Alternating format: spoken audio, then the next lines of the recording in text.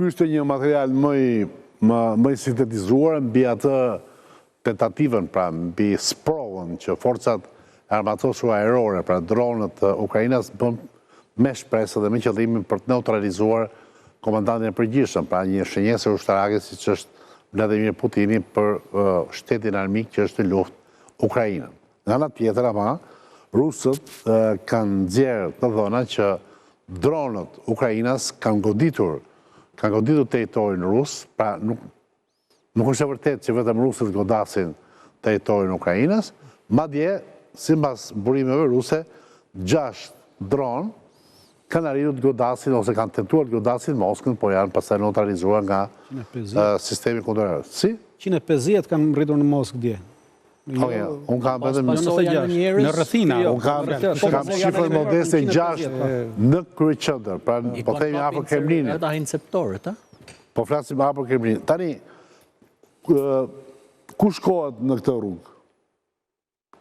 Lufta vazhdon. Nuk ka, do njëra palë do... Lufta vazhdon apo lufta apo përshkallëzohet? Po përshkallëzohet më saktë bile. Me sa duket, inteligjenca ruse normalisht ata kanë informacione edhe për brenda Ukrainës. Atë deklarim që kishte bërë presidenti Trump që ne po fitojmë luftën dhe nuk kemi interes. Nuk ka interes për paqe. Duhet jemi shumë të saktë. Nuk ka interes për paqe për momentin. Ai do të arrijë gjithë objektivat që ka dashur. Në moment që arrin gjithë objektivat që ka dashur, që të arrijë ato objektive do thotë që Ukraina të kapitullojë. Dhe ai e shef veten në avantazh. Edhe nëse Ukraina do ta shifte veten në avantazh, nuk edhe ajo në një mënyrë do të cilej.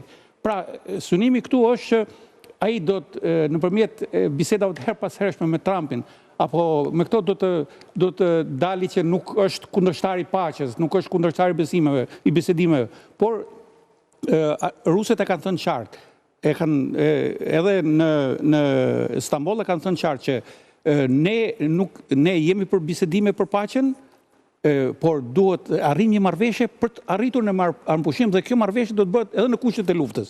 Pra, ndërsa perëndimi, Trumpi, liderët evropian dhe Zelenski kërkojnë armpushim, pastaj bisedime për paqe. Janë dy koncepte që nuk përputhen fare njëri me tjetrin.